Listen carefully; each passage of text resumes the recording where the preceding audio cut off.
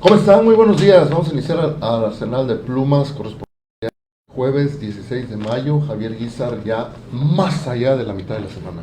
Sí, mi querido Alejandro, y con tristes noticias, como dijo Facundo Cabral, una de sus canciones, cuando un amigo se va, queda un espacio vacío. Y bueno, lamentablemente, no sé si tú quieras comentar algo de hoy. Falleció una amiga nuestra y de muchos amigos, de políticos, una mujer que se dedicó a la política, que apoyó a muchos políticos para llegar a la gobernatura. Estuvo con Sammy David, con Juan Sabines, hizo carrera política y últimamente se dedicaba a los medios de comunicación. Hablo de nuestra querida amiga Verónica Rodríguez, que hoy falleció por accidente. Y bueno, yo a su casa editorial, a su hijo, a sus amigos con los que siempre convivía, pues mi más sentido pésame, a toda su familia, y que en paz descanse la amiga Verónica Rodríguez. No sé si quieras comentar algo. Claro que sí, claro que sí. Verónica Rodríguez Montes, efectivamente la conocí desde tiempos de Sammy David, allá por 1998. Desde entonces se convirtió en una amiga mía y después amiga de muchos comunicadores, de muchos políticos. Era pues muy amiguera, muy buena persona, saludadora en todos lados, siempre sonriente. Verónica Rodríguez Montes iba a bordo de su vehículo compacto los primeros minutos de hoy, no sé si antesito de las 12, creo que después de las 12 de la noche, en la madrugada de hoy. En su vehículo compacto color blanco se impactó contra un muro que está en el libramiento sur poniente, en el entronque que desvía a el bulevar que lleva al Puente de Colores y el otro que lleva a la Antorcha de la Solidaridad. Ahí hay una bifurcación y en medio hay un muro. Ahí se impactó su vehículo y ahí desafortunadamente falleció en forma instantánea. Desde luego ella en los últimos años se dedicó a los medios de comunicación, era una oradora entusiasta también, y la recordaremos con mucho afecto. Mi solidaridad y un abrazo muy fuerte a su familia, a su hijo, un adolescente todavía, y ojalá que pronto se recuperen de esta pérdida. Sí, sí, muy triste noticia, nos enteramos hoy muy temprano, fue lo primero que supimos.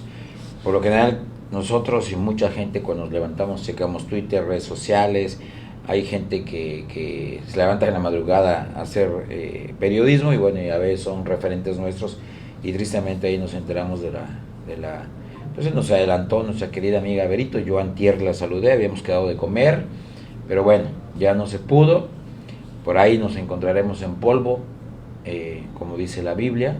Y bueno, para toda su familia y amigos, un sincero abrazo y que en paz descanse nuestra querida amiga Verónica Rodríguez Montes. Y seguimos, porque esto sigue, que en paz descanse. Muy bien, vamos a las 8 columnas. Primeramente, si quieres, es un asunto importante, sí, para el país entero, no solamente para Chiapas. Finalmente, la CENTE cumplió con sus amenazas, sus advertencias de que haría una manifestación nacional el Día del Maestro ayer y que se instalaría en un plantón indefinido, tanto en Chiapas como en otras plazas del país. La más importante, yo creo, va a ser la del Zócalo de la Ciudad de México. Se instaló en un paro indefinido en el centro de Tuxtla Gutiérrez. Hay que tener precaución y previsiones ahí para la circulación, se vuelve un cuello de botella, ¿verdad? Ya veremos qué es lo que sucede. Yo creo, no sé, salvo lo que tú opines, Javier, que es un asunto meramente político. Lo están haciendo en el Día del Maestro. Antes lo hacían en días previos al Día del Maestro, porque el Día del Maestro acostumbraba el gobierno a dar a conocer el pliego petitorio que ya había firmado con las dirigencias sindicales. Ahí acordaban aumentos, acordaban algunos beneficios que ellos pedían y algunas otras cosas que también pedían, ¿verdad? Entonces aprovechaban el 15 de mayo para dar a conocer la firma del acuerdo que habían llegado previamente con el magisterio, el 15, entonces las manifestaciones las hacían antes, pero ahorita estamos viendo que tiene un tinte político muy marcado, porque ya a 17 días o 16 días serán las elecciones presidenciales, locales, estatales, municipales, y aquí fíjate que el sumario de las 8 columnas de ultimátum dice pues que en las instalaciones del IEPC, ¿qué tenían que ir a hacer allá? Dijeron que ahí se destina todo el recurso millonario por el momento electorero que se vive en el país y que ellos repudian esa situación porque las escuelas están abandonadas realmente y no tienen mobiliario, ni equipo, ni infraestructura educativa. Pero hay que aclarar algo, el IEPC, ¿qué culpa tiene? De acuerdo con la ley le destinan un recurso, sí, millonario, y hay que analizarlo, si habría que bajarlo, pero ellos están cumpliendo con su trabajo. Y las peticiones de carencias educativas las deben hacer en otro lado, y tal vez en otro momento, ¿no? Por eso creo yo que es una coyuntura política que están aprovechando ellos para hacer estas manifestaciones, y ayer lo decía yo, lo repito, el primer punto de sus peticiones que mostraron cuando anunciaron esta movilización es aclarar el caso Ayotzinapa, que ya no tiene nada que aclararse, ya está totalmente aclarado desde el sexenio pasado, ¿no? Entonces, ahí lo dejo nada más, ahí siguen en el plantón, no sé cuánto tiempo vayan a... Por supuesto, mi querido Alejandro, que es un tema político, es un tema que tiene sus pero raíces, político electorero, que tiene sus raíces profundos, de cepa, por las malas decisiones que ha tomado tanto el gobierno federal como o los gobiernos federales y los gobiernos estatales. No ha habido una voluntad de nadie, ni de los que están en el sindicato, ni los profesores, y menos de las autoridades. Cuando hablo de las autoridades, hablo del gobierno federal y estatal. Cuando no hay voluntad, mi querido Alejandro, y hay autismo donde solamente interesa cobrar las quincenas y no hay una decisión seria, profunda, pero también como sociedad demandar que se tienen que solucionar los problemas del sistema educativo porque afecta a millones de niños, no se ha hecho. Entonces, sí requiere un trabajo serio donde exista la voluntad de la máxima autoridad, desde el presidente, gobernadores, senadores, diputados, todos los niveles de gobierno, involucrado por supuesto la sociedad civil y los personajes que están en el aula, que son los maestros. ¿Hay vicios? Claro que hay vicios. ¿Hay corrupción? Por supuesto. ¿Que hay buenos maestros? Claro. ¿Que hay malos maestros? Eso ni te lo niego. ¿Que el sindicato ha servido para proteger ciertos intereses de la cúpula del poder? Lo sabemos, se prestan a la corrupción. ¿Que hay líderes sindicales que llegan con una mano adelante y otra atrás y salen con gasolineras y ranchos? Y podríamos mencionar muchísimos, al igual que secretarios de educación. Por eso, pero el punto, entonces, ¿está justificada la movilización o no? Sí está justificada. ¿Pero por qué ponen por delante lo político? Porque es lo que mueve a este país. No, yo no estoy de acuerdo. Mira, porque las decisiones de resolver el problema de la Secretaría del Sistema Educativo es un tema político. Es un tema político. Pero no en el instituto electoral, no en el instituto electoral. Entiendo eso, yo lo entiendo, entiendo. Que no lo desvíen, que vayan a protestar donde deben protestar y en el momento que deben protestar. Todas las manifestaciones que hicieron contra Enrique Peña Nieto por la famosa reforma educativa, en la cual yo sí estaba de acuerdo. Yo también estuve de acuerdo en la mal llamada. Entonces, pero siempre anteponían eso, que les iban a hacer exámenes de oposición, que no, que atentaba contra sus derechos, nunca vi que remarcaran que les faltaban escuelas, que les faltaban baños, que les faltaban instalaciones, que les faltaban computadoras. Nunca lo pusieron. Anteponen sus intereses personales primero. Eso es lo que yo critico, nada más. Todo lo que tú dices, luego ahí está. Y Enrique Peña Nieto fue un mafioso, porque lo primero que cambia es la ley laboral y que afecta en la permanencia del maestro. Pero el objetivo era buscar una mejor calidad. Sí, entiendo. Pero cuando se dé esa voluntad, tanto el gobierno, sociedad y cuando digo el gobierno, de todos los niveles de gobierno, la sociedad, nos sentemos, hagamos un proyecto educativo de 20 años, de una generación donde se cumple y quien llegue tenga que darle continuidad, y llamemos a los que realmente saben de educación, porque en este país hay gente muy brillante que sabe de educación, y no le des el espacio de la Secretaría de Educación a tu amiga, tu compadre, o tu cuate, o pues quien le metió lana a tu campaña, para que sea secretario de Educación y no tenga la capacidad de decirle, este es el diagnóstico. Sí, pero seamos honestos, la reforma educativa del sexenio pasado estaba bien hecha. No, tal vez quería perfeccionar algunas hecha. cosas.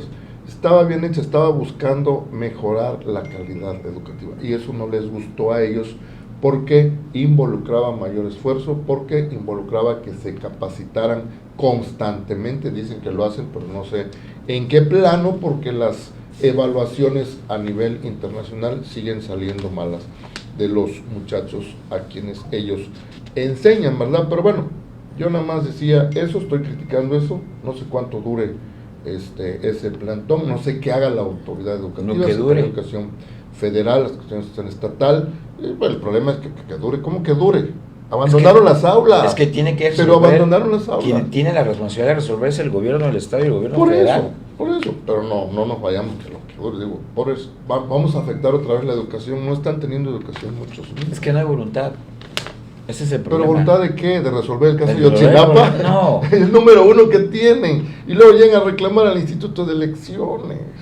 Yo entiendo eso. Entonces. Pero presionan, no hay otra forma de lograr que te volteen a ver. En este país, si tú quieres hacer las cosas bien, no procede. Andrés Manuel les hizo todos sus gustos. Mira el presidente que tenemos, un tipo que tomaba pozos petroleros y era revoltoso, que duró varios años en la UNAM para sacar una carrera. Bueno, esa es la política actual. Y siempre ha existido. Si tú quieres hacer las cosas bien en ese país, nadie te toma en cuenta. Tienes que ser de lo peor para que todo el mundo te voltee a ver. No coincido con eso. No coincido. Lamentablemente así es. No coincido con eso. Pero insisto, ojalá y duren poco porque están causando doble daño a terceros en el centro de Tuxtla Gutiérrez, que sí los afectan, y a los niños que se quedan sin ver. Yo, el último gobernador que vi y que salía de Palacio de Gobierno y bajaba a la plancha del Zócalo y se reunía con los líderes sindicales y decía, a ver, ¿quiénes son los líderes? Una mesa de 30 personas, suban. Y se hacía acompañar de su particular, secretario de Hacienda, secretario de Educación, el último gobernador que bajaba y resolvía y se sentaba a decir, esto es lo que tengo, ¿le entramos o vemos qué hacemos? Era José Patrocinio González Blanco Garrido, y que nadie estaba por encima de la ley. A partir de ahí no ha habido ningún gobernador que tenga la capacidad y el deseo de resolver los problemas. Vamos a las columnas. Austral, Ricardo del Muro dice, último reporte de la Fiscalía, se confirman 11 muertos en Chicomucelo. Ayer ya lo adelantábamos, ¿verdad? Hoy el presidente López Obrador habló de eso, pero sigue en las mismas. Entró en un galimatías, me mandaron 3 audios, escuché uno nada más, en un galimatías de que sí, tenemos reportes, unas versiones dicen que son 2 grupos de criminales que se dieron entre sí, y otra no sé qué, y no sé qué, no sé qué, y empieza a hablar de los conservadores, como para decirle, oiga, ¿a poco ya hay una banda de criminales conservadores y la otra banda neoliberales? Ahí se meten en ese rollo. Bueno, pero aquí da datos, Ricardo del Muro, que a mí me parecen interesantes y que se publicaron el día de ayer. Como siempre, la Fiscalía General del Estado también manda un boletín muy escueto, muy confuso. Insisto, yo sé que hay cosas de secrecía legal que tienen que cuidar, pero por ejemplo, mira, la diócesis de San Cristóbal dice que 2 de las personas que murieron están relacionadas con la Iglesia Católica. Que me expliquen qué es eso. ¿Relacionadas con la Iglesia Católica? O sea, o eran sacerdotes, o eran misioneros, o eran empleados, o eran catequistas. ¿Qué eran? ¿Por qué no lo ponen? ¿Verdad? Sí, bueno, claro. Eso. Luego, versiones periodísticas no oficiales dicen que había un menor de edad de 15 años y 4 mujeres, ¿no? Entonces, ahí se queda uno con las dudas. Luego dicen que no fue un enfrentamiento, sino que un grupo fue a atacar a un grupo civil, incluso adentro de sus casas, que eso sería terrible, ¿verdad? Porque seguramente es confrontación de 2 bandas, pero no le van a dar a Javier Guízar, que está metido en la banda, sino van con su familia. Eso es terrible, ¿no? Civiles inocentes. Me llamó una persona ayer, que lo tengo agregada en el WhatsApp, cuando compartí la nota de nuestro amigo Tony Guillén, y me decía, mira, es que pasó, es contra civiles, es contra inocentes. Entonces hay varias versiones que se quedan dispersas y ya no sabemos cuál es la verdad. Sí, así es. ¿Verdad? Entonces aquí Ricardo del Moro plantea todas esas cosas. Lo que nos queda el mal sabor de boca es que fue una matanza de 11 personas. Y ahí se queda. Y lo triste es que ahí va a quedar. Ahí va a quedar. Y no va a pasar nada. Como quedaron aquellos en la entrada de la presa, ¿te acuerdas? Sí. Cuando dijo el presidente, no, es que fueron 2 eventos distintos, 5 murieron por un lado, otros 6 por otro, y ya. Lo de la Concordia. ¿La Concordia? Sí. Y no pasa nada. Y no pasa nada. Y ahí quedó. Terrible. Y todo el mundo hace que no pasó nada, nos olvidamos y la inseguridad sigue y es un tema que sí se tiene que resolver. Por eso te digo, quien llegue a la Secretaría de Educación Pública tiene que ser una persona que conozca el tema de educación. Quien llegue al tema de gobernanza tiene que ser una persona que conozca. Quien llegue a la Secretaría de Impartición de Justicia, Procuraduría, llámese como se llame, tienen que conocer de cepa mínimo la historia de Chiapas y cómo se mueven los grupos y actualmente qué poderes fácticos están involucrados en los municipios y qué es lo que está pasando en cada municipio, para poder entender cómo se están moviendo y de dónde vienen los problemas y cuáles son los grupos. Claro. No por eso puede ser cualquiera secretario general de gobierno. A mí me queda claro que tiene que ser gente que conoce y ojalá, y yo así hago cachitos, de verdad, que quien acompañe al futuro gobernador de Chiapas, Eduardo Ramírez Aguilar, que sin duda él será el gobernador. Ayer salieron unas encuestas y Chiapas y Tabasco ya es un hecho que gana Morena, así dicen las encuestas. Quien llegue y acompañe al doctor Eduardo Ramírez Aguilar en cualquiera de las áreas, Alejandro, sí tienen que tener el perfil para que abonen a la gobernabilidad que requiere este estado y que tanto lo pide, demanda y necesita. Okay. Marea rosa contra el autoritarismo, escribo yo en Acá Entre Nos. Me estoy refiriendo a una manifestación masiva a la que están llamando las organizaciones de la sociedad civil para el próximo domingo a partir de las 9 de la mañana allá en la Ciudad de México. Planean llenar el Zócalo de la Ciudad de México. Allá los 2 únicos oradores van a ser Xochitl Gálvez, candidata de la oposición a la presidencia de la República, y Santiago Taboada, que es el candidato a la jefatura de gobierno en la Ciudad de México, también de la oposición. También lo han convocado la misma movilización en 60 ciudades más, 2 de ellas en Chiapas, Tuxtla Gutiérrez. La marcha va a empezar a las 10 de la mañana, Parque Bicentenario, hacia el Parque Central. No sé cómo lo van a hacer con los maestros, que se queden una cuadra antes, ¿verdad? Porque ya está ocupado el parque, arriba están instaladas sus casas de campaña. Y Tapachula igual, hay un Parque Bicentenario allá, hacia el Parque Central de Tapachula. ¿Cuál es el asunto? Es de que están convocando a las organizaciones de la sociedad civil, como lo hicieron en 2022, ¿te acuerdas? Cuando el presidente quería hacer pedazos al INE, a las autoridades electorales. No quiere que haya árbitros electorales, no quiere que existan contrapesos en ese sentido. Él quisiera que por dedazo ganaran todos sus candidatos, así lo manifestó, ¿verdad?